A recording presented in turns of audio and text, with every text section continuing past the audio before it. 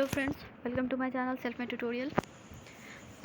सबसे पहले मैं सॉरी बोलना चाहूँगी कि हमने कल ही बोला था कि आपको मैं एक स्टैट्स पे वीडियो अपलोड करूँगी, तो मैं नहीं कर पाई। I am really so sorry. So आज हम क्या करेंगे, स्टैट्स आप लोग बहुत सारे मतलब ये बोले जा रहे थे, टेलीग्राम पे ये मैसेज आ रहे थे कि हमें जो है स्टैट्स में बहुत प्रॉब्लम है। तो मैंने सोचा चलो आज मैं स्टैट्स से बेसिक से बात करती हूँ, ताकि उससे बहुत सारे क्वेश्चन फंसते हैं। ठीक है, तो उसमें हम देखेंगे आज कि जो हमारी जो मीन, मीडियन, मोड, ये सब की बात होती है, एक्चुअली वो हम यूज क्यों करते हैं और वो क्या है। अच्छा, ये मीन, मीडियन, मोड से हमें याद आया कि मैंने आपको टेलीग्राम पे ग्रुप में मैंने एक शेयर किया था एक पेज जो था स्टैटिस्टिक के मेथड। तो आपने बोला कि आप इसका एक वीडियो करके समझा दो, तो मैं कोशिश करूँगी कि उसे भी मैं आज समझा दूँ। ठीक है, तो हम पहले ये देख लेंगे बेसिक, क्योंकि स्टैटिस्टिक स्टार्ट होता है डाटा से, रॉ डाटा जो हम कलेक्ट करते हैं तो उससे स्टार्ट होता है और जाके ख़त्म होता है बहुत सारे टेस्ट वगैरह पे। ठीक है, एनपीसी वगैरह जो हम यूज करते हैं, तो ये सारे क्या होते हैं, स्टैटिस्टिक के अंतर्गत आते हैं। और स्टैटिस्टिक का हम क्यों यूज करते हैं, न्यूमेरिकल यानी क्वांटिफिकेशन के लिए। हम किसी भी जो वेरिएबल्स होता है, आई होप कि आप वेरिएबल्स जानते होंगे, अगर नहीं जानते हैं तो मैं बता देती हूँ। वेरिएबल्स जो होते हैं, चलिए मैं आगे बढ़ते बढ़ते मैं बताऊँगी, पहले मैं एक ओवरव्यू दे दूँ कि इसमें क्या करने वाली हूँ। तो इसमें हम एक तो मैं जो फ्रीक्वेंसी डिस्ट्रीब्यूशन की बात करने वाले वो करने वाले हैं। उसके बाद हम अगर टाइम मिले, ज़्यादा ना होगा, तो मीन, मीडियन, मोड भी हम पढ़ेंगे, जो सेंट्रल टेंडेंसी और मेजर ऑफ डिस्पर्जन है वो भी देखेंगे। और उसके बाद कि हम प्रीवियस ईयर के कुछ स्टैटिस्टिक के क्वेश्चन जो हैं उसे हम सॉल्व करेंगे, क्योंकि मेन हमारा मकसद होना चाहिए कि हम एग्ज़ाम में उस टाइप के अगर क्वेश्चन आए तो कर लें। अब आप ये ना सोचें कि हमें जो है ना 100 में 100 लेना है। ठीक है, आप बस ये मान के चलें कि हमें अपने एडमिशन लेने के लिए बीएचयू में उतना ही निकालना है जितना कि हमें नीड है। तो आप टारगेट लेकर चलो ये कि एटलीस्ट हम तो 90 करके ही आएंगे, एकदम सही आंसर 90। 90 इनफ है, 80 to 90 आप करते हो। अब ये मत पहले से ही मत ये मूड बना लो कि मुझे 80 to 90 ही करना है। ठीक है, तो 80 मतलब ये लेके चलो कि मुझे 120 में 120 बनाने हैं, लेकिन ऐसा भी ना हो कि हम बस वो बोलते हैं ना, तुक्का मारते जा रहे हैं, तुक्का मारते जा रहे हैं, वैसे नहीं करना है। तो पहले जो मैंने आपको टिप्स बताया था टेलीग्राम पे, वो भी आप एक बार देख लीजिएगा, क्योंकि जाते टाइम परीक्षा के टाइम जाते हुए भूल जाते हैं, बंदा भूल जाता है। तो क्या करें कि पहले जब आपको क्वेश्चन मिले, पहले तो रिलैक्स हो, आल इज़ वेल बोले कि हो जाएगा, सब अच्छा होगा। ठीक है, पहले ही देखो, कभी भी जो हमारा गोल है ना, वो हमेशा सोचना नहीं चाहिए। अगर आप प्रिपरेशन कर रहे हो, अगर आप कोशिश कर रहे हो, और उस कोशिश करने के दौरान अगर आपका लक्ष्य आपके सामने हमेशा बार बार आ रहा है ना, तो आप कुछ भी नहीं कर पाओगे। अगर आपके कोशिश करने के दौरान, आपके जो भी आप जितना भी मेहनत कर रहे हैं, उसके दौरान अगर आप जिस काम के लिए कर रहे हैं वो काम याद ना आए, तो यानी आप समझ लो कि वो आपका काम डेफिनेटली होने वाला है। ठीक है, लेकिन अगर आप हमेशा आपका माइंड ये रहेगा कि पता नहीं होगा या नहीं होगा, होगा या नहीं होगा, यार तो आप पढ़ ही नहीं रहे हो। पढ़ रहे हो इसलिए कि मतलब पढ़ने से ज़्यादा ध्यान आपका निकलेगा या नहीं निकलेगा उस पे है। देखो, उसकी चिंता ना करो, मैं एक स्टोरी भी बताऊंगी इस टाइप की, ऐसी घटना मेरे साथ भी हुई थी। तो अगर लास्ट में मुझे टाइम मिलेगा तो मैं ज़रूर बताऊंगी, आप सुनिएगा ज़रूर। ठीक है, तो आप पहले ये करो, मेरा ये कहने का मतलब मैं ये बस यही कहूँगी कि आपका एडमिशन होगा या नहीं होगा, आई एम सॉरी, लेकिन होगा। आप मेहनत करोगे तो वैसे ही होगा। ठीक है, ऐसा नहीं है कि डेस्टिनी होती है किसी की, ये होता है वो होता है, जितना आप मेहनत करोगे उतना ही होगा। ठीक है, तो उसकी चिंता ना करो, होगा या नहीं होगा वो बाद की बात है। पहले आप कर्म करो, यानी कि आप पहले मेहनत करो, जितना एफर्ट डाल सकते हो डाल दो, क्योंकि बहुत नज़दीक आ चुके हो, बहुत बहुत बहुत नज़दीक आ चुके हो। तो अब ये उसकी चिंता ना करो कि होगा या नहीं होगा, वो सोचोगे ना तो आपको जितना याद है वो भी ख़त्म हो जाएगा। तो कुछ फ़ायदा हुआ नहीं हुआ, बिल्कुल भी नहीं होगा। तो आपको वो चिंता नहीं करना है कि कौन क्या कहता है, कितने कट ऑफ आते हैं, क्या है पिछले साल कट ऑफ क्या आए हैं। बस आप ये करो कि हमें क्वेश्चन 90 120 अगर करते हैं तो गुड इनफ है, लेकिन अगर नहीं कर पाते हैं वो बहुत अच्छा है। अगर आप 120 करते हो, लेकिन अगर नहीं कर पाते तो एटलीस्ट 90 तो कर ही दो। ठीक है। और 90 से अगर अगर तुम्हें लग रहा है कि मैं ये भी करूँगा, उसमें कन्फ्यूजन है, तो छोड़ दो। ऐसा नहीं है कि तुम अगर 90 कर रहे हो आप और 90 का 90 पूरा सही है तो आपको तुक्का मारने की नीड नहीं है, बिल्कुल भी नहीं। प्लीज़ अपने ये माइंड में ये सेट कर ले कि अगर आप 90 टू 80 से अबव अगर बढ़ रहे हैं और एकदम पूरा वो करेक्ट है, आप 100% श्योर हो, तो तुक्का प्लीज़ प्लीज़ प्लीज़ कभी भी ना लगाएं, नहीं तो आपका बना बनाया खेल ख़त्म हो जाएगा तुक्का के कारण। अगर आपके एक क्वेश्चन गलत होते हैं ना, तो अगर आपके क्वेश्चन सही होंगे ना, तो जैसे देखो 4 क्वेश्चन आपके गलत हुए ना, तो वो 4 नहीं होंगे, वो आपके 5 क्वेश्चन गलत होंगे। एक तो 4 का 4 होगा जिसमें से आपका 1 नंबर का पूरा नंबर कटेगा और 1 नंबर को ले डूबेगा, वो भी एक क्वेश्चन को भी ले डूबेगा। तो प्लीज़ तुक्का ना मारे। 90 कर रहे हैं सफिशिएंट है आपके एडमिशन के लिए, ठीक है। लेकिन मैं ये भी नहीं कहूँगी कि आप 90 पे ही रुको, आप अपना बेस्ट में बेस्ट दो। लेकिन अगर कुछ लास्ट चांस में अगर कुछ नहीं आ रहा है तो प्लीज़ आप तुक्का ना मारे। 90 अगर हाँ आप ऐसे 50-50 जो मैं बोलती हूँ ना कि 50-50 जैसे है कि ऑप्शन है, 4 ऑप्शन है। अभी जो ग्रुप पे टेलीग्राम पे आया था कि शिक्षक शिक्षा के मतलब क्या था, मैं क्वेश्चन भूल रही हूँ, मैं याद नहीं कर पा रही हूँ, वो आया था ना, तो उस क्वेश्चन को आप जाके देखो। उस क्वेश्चन में 4 ऑप्शन थे, एक जेडडी कमीशन था, एक जनार्दन कमीशन था, एक मतलब जनार्दन कमीशन यस, उसके बाद एक राममूर्ति कमेटी था, एक यशपाल कमेटी था और एक मल्होत्रा कमेटी था। तो पहले तो आप ये ध्यान दो कि यशपाल कमेटी तो बिल्कुल भी नहीं होगा, जनार्दन रेड्डी तो बिल्कुल भी नहीं होगा। ये जनार्दन रेड्डी पीओई के साथ मिला हुआ है, मतलब उसमें काम करा था, और जनार्दन रेड्डी और भी अलग है। फिर उसके बाद मल्होत्रा कमेटी तो है ही नहीं, इसका कुछ नामो निशान इसमें। और यशपाल कमेटी, तो यशपाल कट में एक राम मूर्ति कमेटी बचा। तो आप ये बस ध्यान दो, ये चारों हैं ही नहीं, तो राम मूर्ति कमेटी हमारे पास ऑप्शन है। लेकिन अगर उसमें चट्टोपाध्याय कमेटी हो तो आप राम मूर्ति कमेटी को भी छोड़ देंगे। Chattopadhyay committee first time teacher education के इम्प्रूवमेंट के लिए बनाया गया था, ठीक है। तो ऐसे आप दो एग्जाम, ऐसे तुक्का मारो। तुक्का मारना है तो तीनों ऑप्शन को छांट करके, 2 ऑप्शन में अगर कन्फ्यूजन है तो उसमें तुक्का मारो। अब चारों के चारों ऑप्शन लेके बैठोगे तुक्का मारने, तो भाई तुक्का मारोगे क्या कि आप मतलब जो आपने करा है उसका भी तुक्का निकल जाएगा, ठीक है। तो ये बिल्कुल भी ना करें कि तुक्का मारने का स्टाइल अपना बिल्कुल भी ध्यान से निकाल दे, ठीक है। ओके, तो चलिए पॉइंट पे आते हैं, बहुत ज़्यादा हो गया। मैं एक अलग से वीडियो बना दूंगी आपको कैसे क्या करना है, ठीक है। अभी तो हम देखते हैं जो हमारा बनाने, इस वीडियो को बनाने का उद्देश्य था। आप भी बोलोगे कि मैम क्या क्या बोलने लगी शुरू में ही, ठीक है। तो चलो देखो, हाँ यहाँ पे जो है construction of a frequency table. अब आप बोलोगे कि मैम ने ये क्या लेकर बैठ गई, मुझे हमें मतलब स्टैट से चाहिए था तो ये क्या आ गया। तो देखो किसी भी स्टैटिस्टिक जब हम बात करते हैं तो स्टैटिस्टिक का किसके साथ संबंध होता है। एक तो पहली बात कि मैथ का एक पार्ट है, एक ब्रांच है, और हम जब स्टैटिस्टिक की बात करते हैं तो हम नंबर के साथ खेलते हैं, ठीक है। नंबर, तो नंबर क्या है, नंबर जो होता है ऑब्जर्वेशन होता है। अब ये ऑब्जर्वेशन बोलोगे कि आप ये ऑब्जर्वेशन क्या है, तो ऑब्जर्वेशन ये होता है कि आपने सुना होगा क्वालिटेटिव एंड क्वांटिटेटिव। क्वालिटेटिव में हम डिस्क्रिप्टिव यानी हाउ, वाई की बात करते हैं। क्वांटिटेटिव रिसर्च, क्वालिटेटिव रिसर्च आपने पता नहीं सुना होगा या नहीं सुना होगा, मैं बता दे रही हूँ। क्वालिटेटिव या ऐसे भी सुनो, क्वालिटेटिव यानी गुणात्मक और मात्रात्मक।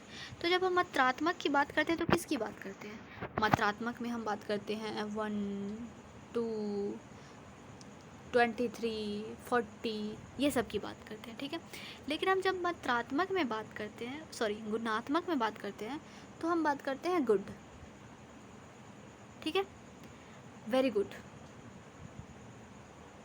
हम बात करते हैं ब्यूटीफुल, ठीक है। उसके बाद हम करते हैं कॉलर पे डिपेंड करते हैं, कॉलर। फिर हम बात करते हैं male female, boys and girl, ये हम बात करते हैं। तो जब हम किसी किसी किसी भी चीज़ की या किसी भी व्यक्ति की व्यक्ति को हम सब्जेक्ट कहते हैं। जब हम उसे किसी व्यक्ति को, ह्यूमन बींग्स को यूज करते हैं तो सब्जेक्ट बोलते हैं। तो जब हम किसी सब्जेक्ट के किसी भी विशेषताओं का अध्ययन करने की हम कोशिश करते हैं, तो अगर हम उसके क्वालिटी के बेस पे करते हैं, उसके विशेषताओं को क्वालिटी के अकॉर्डिंग हम उसे मेजरमेंट करते हैं, उसके क्वालिटी को, उसके गुण को, उसके क्वालिटी को क्वालिटी अकॉर्डिंग, तो हम उसे डिस्क्रिप्टिव वे में जब हम उसके मेजरमेंट करते हैं तो हम उसको क्वालिटेटिव डाटा कहते हैं। लेकिन जब हम उसके क्वालिटी को, विशेषताओं को, यानी कि इंटेलिजेंस, अब हम आप ही बताओ इसे हम कैसे जानते हैं? हम बोलते हैं ना कि lower, above, average, lower average, genius, superior, ये बात करते हैं ना, तो कैसे हम जानते हैं? हम उसका भी जानते हैं कि एक स्टैंडर्ड है, 140 टू एबव जीनियस हो गया, सुपीरियर हो गया तो 129 टू 39 ऐसे कुछ करके होगा, या 90 टू 100 ये हो जाएगा आपका एवरेज। तो ऐसे हम बोलते हैं ना, तो ये हमारे पास कहाँ से आया? तो जब हम नंबर दे देते हैं ना किसी भी सब्जेक्ट के विशेषताओं को, गुणों को, जब उनके गुणों को हम क्वांटिफिकेशन कर देते हैं, यानी क्वांटिटी में मापते हैं, किसी को नंबर दे देते हैं, मात्रा बता देते हैं, तो वो हो जाता है आपका क्वांटिटेटिव डाटा। तो आई होप कि सो फार आपको समझ में आ गया होगा। अब फिर तक आपका जितना भी हो क्लियर होगा, डाउट कुछ नहीं होगा, ठीक है। तो चलिए, जब हम ये फ्रीक्वेंसी टेबल की बात करें, फ्रीक्वेंसी डिस्ट्रीब्यूशन टेबल, तो जब हम ये बात करते हैं, पहले तो हमारे पास रॉ डाटा आ गया। जैसे हमने सपोज कि BHU एमएड, ठीक है, BHU एमएड में, BHU पेट में नंबर पाने वाले बच्चों की संख्या 100 है और उन्होंने कितना कितना नंबर पाया है, ठीक है। तो किसी ने मान लो 170 पाया है, 170, या हम ऐसे लेकर चलते हैं कि 100 के बीच में, 1 से लेकर 100 के बीच में कोई अंक मिला है उन्हें, 40, 90, 34, 55, ये, ठीक है। तो इस टाइप का मिला है, या इंट्रांस का छोड़ो, ये थोड़ा आपको कंफ्यूजिंग हो जाएगा। हम लेकर चलते हैं किसी स्कूल सब्जेक्ट में, हम एकेडमिक अचीवमेंट की हम बात कर रहे हैं, और हमने इंग्लिश का कोई टेस्ट लिया है और उस पर बच्चों का मार्क्स जो है 100 में से बच्चों का मार्क्स किसी का 40, 90, 30, 20 जो भी मान लो वो आया है। तो ये हमारा क्या हुआ, हमने उसके अचीवमेंट को मेजरमेंट में मापा, ठीक है। अब हम उसको हम ये करते हैं, उसका हम जो मैंने एक भेजा था ना आपको कि डिस्क्रिप्टिव, इन्फ्रेंशियल, तो हम उसमें ये देखने की कोशिश करते हैं कि जब अब मार्क्स आ गया तो आप नहीं बता सकोगे ना कि इसमें फर्स्ट कौन है, सेकंड कौन है, थर्ड कौन है, या किसका नंबर ज़्यादा, क्यों, हम किस बेस पे माने। तो हम पहले इसमें नॉर्म डिसाइड करते हैं। नॉर्म कैसे डिसाइड होता है? तो वो एक एनवीसी पे डिसाइड होता है, ठीक है। और ये क्वेश्चन हालांकि 2020 में पूछा भी है। तो नॉर्म डिसाइड करते हैं, उसके अकॉर्डिंग हम किसी को एवरेज और फर्स्ट, सेकेंड, थर्ड डिवीज़न में हम उसे डिवाइड करते हैं। तो वो बात की बात है। पहले हम नॉर्मली ये जान लें कि जैसे मान लो कि हमारे पास उन बच्चों की संख्याओं में से इतना संख्या हमें इतना है, और मैंने ये एक रॉ डाटा था, ठीक है, ऑब्जर्वेशन था, ऑब्जर्वेशन भी बोल सकते हैं। तो उसमें हमने इसे पहले हम क्या करते हैं, उसे ऑर्डर में, ठीक है, ऑर्डर में हम उसे अरेंज कर देते हैं। तो अगर मैं यहाँ पे बात करूँ तो मैं यहाँ पे मीडियन की बात कर सकती हूँ, ठीक है, मीडियन की बात कर सकती हूँ यहाँ पे। अगर यहाँ पे 100 है तो उसे मीडियन कैसे निकाला वो मैं बताऊँगी। ग्रुप डाटा के साथ कैसे मीडियन निकाला जाता है, और डिस्क्रीट डाटा के साथ जो अनग्रुप डाटा होते हैं उन्हें कैसे निकाला जाता है, ठीक है। तो यहाँ पे देखिए, यहाँ पे मीडियन जब हम करते हैं तो आप ये ध्यान रखिएगा कि जब मीडियन बोले कि पूछा भी है किसी में, मैंने वो क्वेश्चन शायद लिया भी है, जैसे 1, 3, 2, 4, 0, नहीं, हाँ 0 भी हो सकता है, या 0 नहीं होगा, सॉरी, अचीवमेंट टेस्ट में या किसी भी, आप ये ध्यान रखिए जब जो मैंने स्केल भेजा था आपको, आई होप कि आप पढ़े होंगे उसे। और नॉमिनल स्केल, ऑर्डिनल स्केल जो है, पहले तो नॉमिनल स्केल है, उसके बाद आपका ऑर्डिनल स्केल है, उसके बाद आपका इंटरवल स्केल है, उसके बाद आपका रेशियो स्केल है, आई होप कि आपने पढ़ा होगा, उसमें आपको समझ भी आया होगा। तो यहाँ पे कभी भी अचीवमेंट में ज़ीरो आर्बिट्ररी ज़ीरो होता है, ठीक है। वो मैंने बताया था आपको कि ये जो होता है ना इंटरवल स्केल, तो उसमें ऑर्डिनरी आर्बिट्ररी ज़ीरो होती है, यानी जो होते हैं ना एब्सोल्यूट ज़ीरो नहीं होता है। तो क्यों नहीं होता? क्योंकि किसी भी बच्चे का अचीवमेंट में हम मार्क्स तो ज़ीरो तो नहीं देते, और अगर ज़ीरो देते भी हैं तो इसका मतलब तो ये नहीं हुआ कि बच्चे को बिल्कुल भी मैथ नहीं आ रहा, ऐसा तो नहीं है। उसे कम से कम 1 2 प्लस माइनस ये तो आता होगा ना, तो उसकी क्वालिटी शून्य तो बिल्कुल भी नहीं है ना। इसीलिए हम उसमें बोलते हैं आर्बिट्ररी शून्य ज़ीरो होता है, ठीक है। क्योंकि किसी के भी क्वालिटी, अगर आप खुद ही सोच के देखो, क्या किसी को हम जब ये बोलते हैं कि वो एकदम बुद्धू है, तो क्या उसकी क्वालिटी यानी कि उसको बोल मतलब उसके पास कोई भी गुण नहीं है, उसका जो क्वालिटी है शून्य है? नहीं, उसे कुछ भी तो आता होगा ना, कुछ भी आता होगा ना, तो वो शून्य कैसे हुआ? नहीं हुआ, ठीक है। तो ये तो अलग बात है। तो मैं यहाँ पे मीडियन बता रही, तो मीडियन को आपको पहले ऑर्डर में ऑर्डिनरी सॉरी यस ऑर्डर में पहले आपको अरेंज करना पड़ता है। तो वैसे ही मैंने इसे सारे रॉ डाटा को अरेंज कर दिया कि 3 4 5 6 7। तो ये था जो एक एग्जांपल था कि किसी कंपनी में वर्कर्स ने कितने टूल्स प्रोड्यूस किए थे, उसका था, ठीक है। तो अब हालांकि मुझे दूसरा कुछ समझाना था, मैं आपको यहाँ पे पता चल रहा हूँ। तो देखिए, इसको बनाने के लिए पहले हमें क्या करता है, फ्रीक्वेंसी डिस्ट्रीब्यूशन टेबल के लिए फर्स्ट होता है डिटरमाइन द रेंज। अब यहाँ पे रेंज की मैं बात कर लूँ थोड़ा सा, ठीक है। क्योंकि जब हम रेंज की बात करते हैं ना, तो रेंज हमारा मेजरमेंट ऑफ डिस्पर्जन यानी कि विचरण, ठीक है, यानी बिखराव कितना है, ठीक है।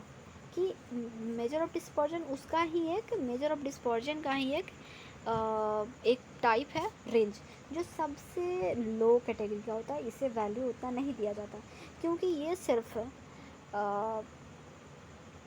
फर्स्ट एंड लास्ट वैल्यू को ही, यानी कि लास्ट फर्स्ट एंड लास्ट नहीं बोल सकते, सबसे मैक्सिमम और मिनिमम वैल्यू का ही इसका मतलब इसमें रेंज को निकालने में सिर्फ मिनिमम और मैक्सिमम वैल्यू ही यूज किया जाता है। तो बाकी नंबर से इसके मतलब इसके ऑपरेशन पे कोई फ़र्क नहीं पड़ता, इसीलिए हम इसे सबसे लो कैटेगरी का डिस्पर्जन मेजरमेंट का पार्ट टाइप मानते हैं, ठीक है। तो यहाँ पे आपको एक चीज़ ध्यान रखना है, रेंज को निकालने के लिए आपको हर जगह दिखा होगा कि रेंज को निकालने के लिए maximum value minus minimum value दिया होगा, ठीक है। और आपको कभी ऐसा लगा भी होगा, आई थिंक कभी क्वेश्चन पूछा भी है 2016 में कि 50 और 60 सॉरी 100 ऐसे करके कुछ है कि इसका रेंज आई थिंक क्या होगा, ठीक है, ऐसे कुछ करके पूछा है। तो इसका क्या होगा फटाफट आप बताओ, अगर आपको पता है तो देखो आप एक बार ट्राई करके, ठीक है। मैं बताती हूँ। तो जैसे आप सिंपल करोगे, क्या करोगे, इसमें ऑप्शन दिया था 50 51 40 45, ठीक है, ऐसे करके दिया था। तो आप क्या करोगे बताओ, अगर मैं आपके फॉर्मूले के अकॉर्डिंग करूँ, जो आपको फार्मूला पता है, R = maximum value minus minimum value, ठीक है। तो आप मैक्सिमम वैल्यू 100 डालोगे, या हम ये भी बोल सकते हैं कि higher limit minus lower limit. मैं ये बता रही हूँ, जैसे कि 10 से 20 या 50 से 100 दिया है ना, तो इसमें जो होगा आपका हायर लिमिट जो होगा 100 होगा, लोअर लिमिट जो होगा 50 होगा। इसमें लोअर लिमिट 10 होगा, इसमें हायर लिमिट 20 होगा। तो ये भी आप ध्यान रखिएगा, ठीक है। तो यहाँ पे अगर पूछेगा जैसे अगर मैं आपके अकॉर्डिंग बताऊँ, तो आप क्या करोगे, 100 मैक्सिमम वैल्यू आप लिखोगे या हायर वैल्यू लिखोगे, और 100 लिखोगे, तो क्या 50 तो क्या आएगा आपका आंसर 50। लेकिन ये बिल्कुल गलत आंसर है, ऐसा बिल्कुल भी ना कीजिएगा, ठीक है। क्योंकि रेंज का जब हम ये बात करते हैं ये जो डाटा का जो क्लासेस मैं बताऊंगी आगे। ओके, मैं 1 मिनट कोशिश करती हूँ अभी। ओके चलो, मैं पहले वही रिप्रेजेंट करती हूँ आपको। देखो, पहले ये समझो, ठीक है, फिर मैं आपको वो समझाऊंगी तो आपको क्लियर होगा। पहले तो आपने डाटा, रो डाटा देख लिया, उसको मैंने ऐसे अरेंज किया, वो ये बाद में मैं फिर बताऊंगी। तो मैं फिर यहाँ पे समझाने के लिए, देखो ये जो है ये सारे, ये 10 से 20, 20 से 30, 30 से 40, 40 से 50 ऐसे होते हैं ना, इन्हें क्लासेज बोलते हैं, ठीक है। क्लासेज 50 to 20 में से कुछ भी हो सकते हैं, कितने भी क्लास हो सकते हैं। आप आपके ऑब्जर्वेशन पे डिपेंड करता है कि आप 5 रखते हो, 15 रखते हो, 7 रखते हो, 10 रखते हो, 8 रखते हो, 9 रखते हो, कितना रखते हो, it's totally depend on you, ठीक है। तो यहाँ पे जो 10 से 14 है ना, और इसको, इस क्लासेज को रिप्रेजेंट करने का तरीका 2 टाइप्स का होता है, 3 टाइप्स का होता है। फर्स्ट जो होता है वो होता है exclusive type, exclusive method. Exclusive method में क्या होता है, एक्सक्लूसिव में ये होता है कि आपको एक्सक्लूड करके चलता है, जैसे कि 10 से 20। फिर एक्सक्लूसिव मेथड में क्या होता है कि किसी भी लोअर लिमिट का या हायर लिमिट का, ठीक है, 10 से 20 हुआ, इसका हायर लिमिट इसका लोअर लिमिट बन जाएगा 20 से 30। अब 30 जो होगा यहाँ पे लोअर लिमिट बन जाएगा 30 से 40। तो देखो ये एक्सक्लूड करके चल रहा है, 10 से 20, 20 से 30, ठीक है। और एक होता है इंक्लूसिव मेथड, ये क्वेश्चन आपको पूछ सकता है। इंक्लूसिव मेथड में क्या होता है, जो ये है 10 से 14, 15 से 19, ये खुद में इंक्लूसिव है, ये एक्सक्लूड नहीं कर रहा है अपने लिमिट्स को, ठीक है, किसी के साथ भी। तो यहाँ पे ये आप देख सकते हैं इन दोनों में डिफरेंस। तो ये क्लासेज होते हैं, और एक होते हैं रियल लिमिट प्रेजेंटेशन। यानी रियल लिमिट का मतलब होता है जब एक तो मैं आपको बता दूं कि डाटा 2 टाइप्स होते हैं। एक तो होते हैं डिस्क्रीट डाटा, एक होता है कंटिन्यूअस डाटा। डिस्क्रीट डाटा में हो जाएंगे आपके 1, 3, 4, 6, 7, 9 ऐसे हो जाएंगे।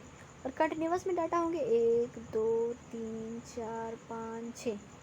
तो इसमें आपको क्या डिफरेंस लगता है, ठीक है। तो यहाँ पे देखो, ये कंटिन्यूअस इसलिए होते हैं क्योंकि इन दोनों के बीच जो इंटरवल है वो सब में सेम है, एक एक का गैप है ना, तो सब में सेम है ये इंटरवल। और इन्हें हम कंटिन्यूअस डाटा को 1.1, 1.23, 1.4, 2.5 ऐसे हम लिख सकते हैं कंटिन्यूअस डाटा को।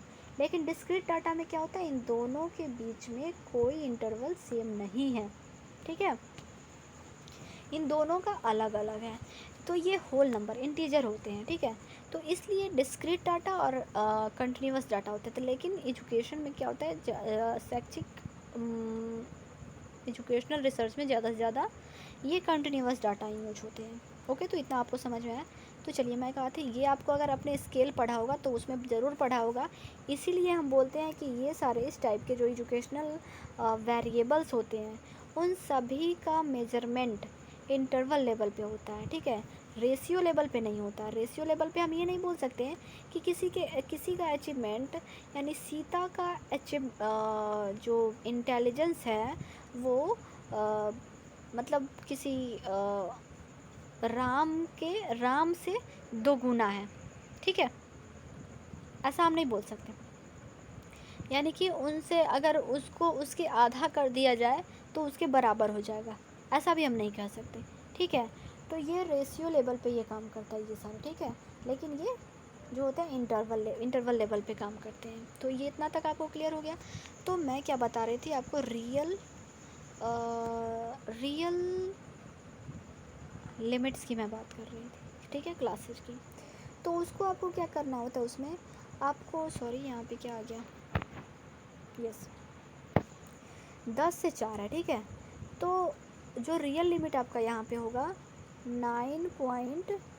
5 से 14.5, ये प्लीज़ आप ध्यान रखिएगा, क्योंकि जब आपको बोले कि इन दोनों के बीच का क्लास इंटरवल क्या है, तो प्लीज़ आप हमेशा ध्यान रखें कि आप इस टाइप में ही करोगे, यानी कि रियल लिमिट्स को ही लिखोगे, ठीक है। तो यानी कि जब 10 बोलते हैं, यानी कि 10 और 14 क्या है, तो 10 और 14 के बीच यानी 9.5 से 14.5 के बीच 10 और 14 आते हैं, ठीक है। तो ये आप ध्यान रखें, तो उस टाइप में भी हम लिख सकते हैं जी। तो चलिए, मैं कहाँ थी, रेंज को बता रही थी। तो अगर आपको रेंज निकालना है कि range is equal to maximum value minus minimum value, तो इसके साथ आप एक +1 जोड़े प्लीज़। तो जैसे देखिए हमारा 100 था, तो 100 माइनस 50, तो ऐसे नॉर्मली क्या आ रहा था सिर्फ इसके लिए, तो 50 आएगा, लेकिन इसका ये आंसर गलत है, +1 करके हम इसे 51 करेंगे, ठीक है। और दूसरा मेथड ये हो सकता है, अगर आपको ये हर जगह देता होगा, ऐसा नहीं बताता होगा कि +1 करना है या नहीं करना है, और एक जगह एक ये होता है कि रियल लिमिट्स हम लिखते हैं, तो उसमें प्लस नहीं ऐड करते हैं 1। जैसे यहाँ पे अगर 46 यानी 100 का ही हम बात करें, तो वहाँ पे हम क्या करेंगे, देखते हैं, 100.5 माइनस 49.5 लिखेंगे। अब इसको घटाइए, मतलब अब सब्सट्रैक्ट कीजिए, तो मान लो यहाँ पे हो जाएगा आपका 0, और यहाँ पे आ जाएगा 1, और यहाँ पे 4 है, तो 5 क्या आया, 51 आया। देखिए ध्यान से, अगर आपको समझ ना आ रहा हो तो हमें कमेंट ज़रूर कीजिएगा। तो आपको क्या करना है, रेंज निकालने के लिए हमेशा रियल लिमिट्स का प्रयोग करना है, ठीक है, गॉट इट। अगर आपको रेंज निकालना है तो ध्यान रखो कि रेंज निकालते समय आपको रियल लिमिट का यूज करना है, और अगर आप सिंपल नंबर यूज कर रहे हो तो वहाँ पे +1 ऐड ज़रूर करो, ठीक है। तो आई होप कि आपको क्लियर हो गया होगा, ठीक है। तो हमने first test of frequency distribution का क्या होता है कि पहले हम रेंज निकालते हैं, और सबसे लोअर लिमिट यहाँ पे क्या है 13, और यहाँ पे क्या है 46, तो हमने दोनों के बीच का रियल लिमिट रेंज निकाल लिया, ठीक है। अब आगे बढ़ते हैं। अब यहाँ पे हमें determine the tentative number of classes, तो जो हमने बताया आपको क्लासेज ये हैं 1 2 3 4 5 6 7 8 क्लासेज है, तो इन्हें ये क्लासेज बोल रहे हैं, ठीक है। ये आपको, वैसे आपको अभी नीड नहीं है इसकी, लेकिन आपको ये ध्यान रखना है, ठीक है। अब नेक्स्ट चलिए देखते हैं क्या होता है।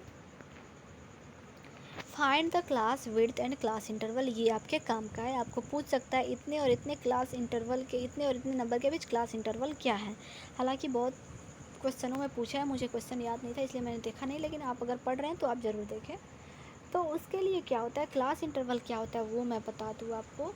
क्लास इंटरवल पहले तो निकालने का तरीका ये है कि जितना क्लासेज हैं फ्रीक्वेंसी डिस्ट्रीब्यूशन में, तो उसमें सॉरी निकालने का नहीं, मतलब कितना हम डिटरमाइन करें कितना क्लास इंटरवल होना चाहिए।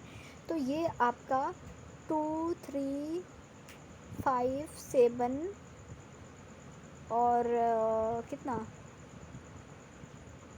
10 इस टाइप का हो सकता है, ठीक है। 2 3 5 6 सॉरी सम संख्या होता है, ठीक है, ताकि आपको कैलकुलेट करने में इजी हो, ओके। तो यहाँ पे हम आगे बढ़ते हैं। तो इसका तो अभी आपको काम नहीं है, मैं सिर्फ क्लास, मेरा इंटेंशन यहाँ पे क्लास इंटरवल समझाना है आपको कि क्लास इंटरवल कैसे निकालते हैं, ठीक है। तो क्लास इंटरवल यहाँ पे आप देखो, क्लास इंटरवल क्या है, यहाँ पे आप देख रहे हो ये 10 और 14 ये क्लास है, ठीक है। अब इसका क्लास इंटरवल निकालना है, तो आप क्या करोगे, आप ये करोगे कि 14 माइनस 10 करोगे, ठीक है।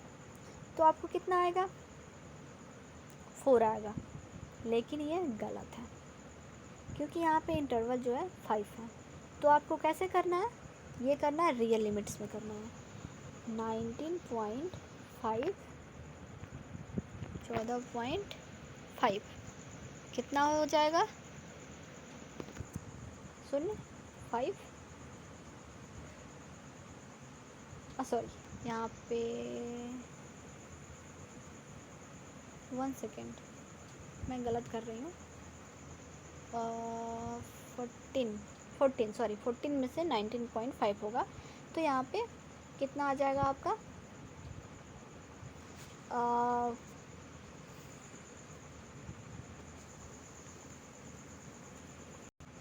यस, देखो यहाँ पे आपको क्या करना है, यहाँ पे रेंज, दोनों के बीच का रेंज निकालना है, यानी आप समझ के ये चलो। तो 14.5 हो गया हायर लिमिट, और 90.10 है तो 90.5, इसका हो जाएगा 0, और यहाँ पे 5, दोनों के बीच का क्या इंटरवल 5 है। और यहाँ पे आप देख भी सकते हो, यहाँ पे मैंने 5 कैलकुलेट करके लिख रखा है 5, ठीक है। तो आपको ऐसे निकालना है, आपको पूछ भी सकता है इस टाइप का क्वेश्चन कि 10 और 14 का रियल लिमिट क्या है, ऐसा क्वेश्चन पूछा भी है। तो आपको ध्यान रखना है, या आपको ये भी पूछ सकता है कि 72 और 74 का रियल लिमिट क्या है, ठीक है। तो आपको ऐसे लिखना है 71.5 टू 74.5, ये आपका रियल लिमिट है, ठीक है। तो क्लास इंटरवल आपको पूछ सकता है, और ये भी पूछ सकता है इन क्लास इंटरवल के बीच क्लास का जो इंटरवल है वो कितना है। तो आप अब आई होप कि आप इसके अनेबल हो गए कि आपको कैसे निकालना है। अब मुझे यहाँ पे एक और बात बतानी है आपको, मिड वैल्यू की। मिड वैल्यू हमेशा बार बार पूछता है, ठीक है। तो मिड वैल्यू इसे 1 से डिनोट किया जाता है। तो आपको मिड वैल्यू के लिए क्या करना है, जैसे 15 to 19 दिया है, तो आपको क्या करना है, दोनों को ऐड कर देना है। तो 15 95 कितना हो गया 14, और एक लगा, एक है इसका, और 2 और एक कितना है 3 हुआ, और 2 से आपको डिवाइड कर देना है, कितना आएगा 1, और 7 2 जा 14। आपका आंसर मिड पॉइंट क्या हो गया, मिड वैल्यू 17 हो गया। तो ऐसे आपको मिड वैल्यू निकालना है, ठीक है। अब ये भी हो सकता है, देखो आपकी रियल लिमिट है तो आपका उतना, वो भी इतना ही आएगा। आपको क्या करना है, यहाँ पे 50-90 का हमने लिया था ना, तो 50-19 का हम ऐसे कर सकते हैं। 50-90 का बताओ, चलो प्रैक्टिस करके देखो क्या होगा इसका रियल लिमिट्स। तो 40.5 शाबाश, फिर 90.5, ठीक है। तो हम इसको ऐड कर देंगे, 4 9 कितना होगा 13 एंड 15 हो जाएगा, और 2 सॉरी 14 ही होगा ना, सॉरी 14 ही होगा, और 3। तो देखो इससे भी रियल लिमिट से भी कितना आया, इतना ही आया, और इसका मिड वैल्यू क्या होगा 7 होगा। तो आप बस ये ध्यान रखें, मेरा मेन जो मकसद था आपको बताना, हमने क्या क्या पढ़ा। पहले तो रेंज पढ़ा हमने, कैसे निकालना है ये आपको ध्यान रखना है। इसका फार्मूला रेंज इक्वल टू क्या होता है, R equal to higher limit minus lower limit plus 1। अगर आप रियल लिमिट के साथ नहीं कर रहे हैं तो रियल लिमिट कर रहे हैं तो +1 की नीड नहीं है। रेंज देखा, फिर हमने क्लास इंटरवल देखा, फिर हमने मिड वैल्यू देखा इसमें, ठीक है। तो ये रही, मैं आपको कुछ क्वेश्चन दिखाती हूँ इससे रिलेटेड जो पूछ चुका है। तो ये तो फ्रीक्वेंसी डिस्ट्रीब्यूशन, आपको इसकी नीड नहीं थी, मैंने इसको बेस लेकर मैंने आपको ये 3 कंसेप्ट क्लियर किए। आई होप कि आपको क्लियर हो चुका होगा। और मैंने इसमें बताया कि मैं एक बार रिवीजन करवा देती हूँ क्या क्या हमने पढ़ा। जैसे डाटा हमने पढ़ा, quantitative data, qualitative data. Variables क्या होते हैं, वेरिएबल्स मतलब कोई भी विशेषता होती है जिसे मापा जा सके। अब वेरिएबल्स में ये नहीं कि 10 लोग हैं तो 10 लोग का वेरिएबल अलग अलग होगा, एक का भी अगर वेरिएबल अलग है तो वो वेरिएबल होंगे। और जब जिस भी कैरेक्टरिस्टिक को मापा जा सके उसे हम वेरिएबल कहते हैं। जो किसी दूसरे काम पे प्रभाव डाले, किसी का किसी से संबंध हो, तो वो वेरिएबल्स कहलाते हैं, ठीक है। तो चलो मैं एक एग्जांपल के थ्रू देखते हैं। सॉरी मैंने क्या मैं ये बात कर रही थी, एक्सक्लूसिव इंक्लूसिव मेथड देखा, कैसे क्लासेज होते हैं, एक्सक्लूसिव इंक्लूसिव देखा हमने क्या होते हैं, उसके एग्जांपल देखे। फिर उसके बाद हमने क्या देखा, और क्लास इंटरवल देखा, क्लास विड्थ भी इसको बोलते हैं, ठीक है। तो क्लास इंटरवल से मिड पॉइंट से क्वेश्चन आते हैं रियल लिमिट को भी लिखने के लिए, या ये मैंने मुझे बताना था कि ये क्वेश्चन ज़रूर आते हैं, और रियल लिमिट में बच्चे बहुत कन्फ्यूज है, तो ये आप ज़रूर देखिएगा ध्यान से। हाँ जी, तो देखो मैं ये बोल रही थी ना कि किसी साल तो क्वेश्चन ये पूछा हुआ है, किस साल है, तो ये 16 का है, 2016 एमएड बीएचयू पेट का है। तो देखो यहाँ पे पूछा हुआ है कि 15 और 16 का प्रसार क्षेत्र, रेंज ऑफ स्कोर्स 15 to 16। तो चलो फटाफट करके दिखाओ हमें कैसे करना है। अगर आप सिंपल वे में करोगे तो 100 माइनस 50 हो गया +1, तो इसका हो गया 50 और +1 कर दो 51, सिंपल 2 आंसर होगा। और अगर आप इसे रियल लिमिट से कर रहे हो, ठीक है, तो आपको क्या करना है, आपको ये करना है 100.5 माइनस 49, मैं फ्रेस लिख रही हूँ आप कंफ्यूज हो जाओगे, 49.5, ठीक है। तो इसका क्या होगा 0.9, और ये हो जाएगा आपका सॉरी यहाँ पे आया तो 10 में से 9 गया 1, और यहाँ पे क्या हो जाएगा 9 है तो 4 5 51, ऐसे भी आंसर आया, क्या आया 51 आंसर। तो ये से आप ध्यान रखना है, ठीक है। एक और था, कुछ एग्जाम्पल मैंने ले रखा, और यहाँ पे क्वेश्चन तो नहीं है, मैंने कुछ क्वेश्चन ले रखे हैं प्रीवियस ईयर के, मैंने आपको मुझे बताना था आपको।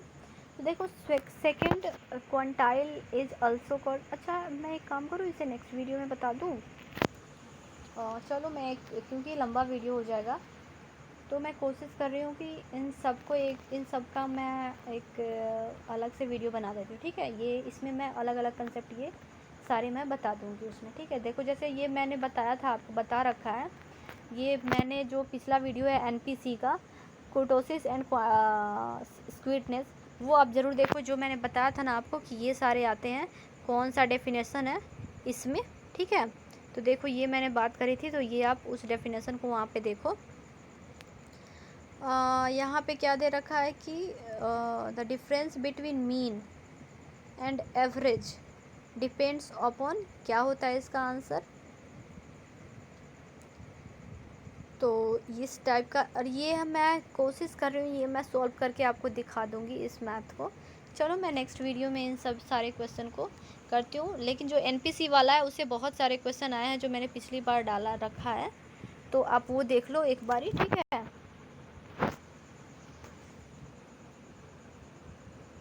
सॉरी,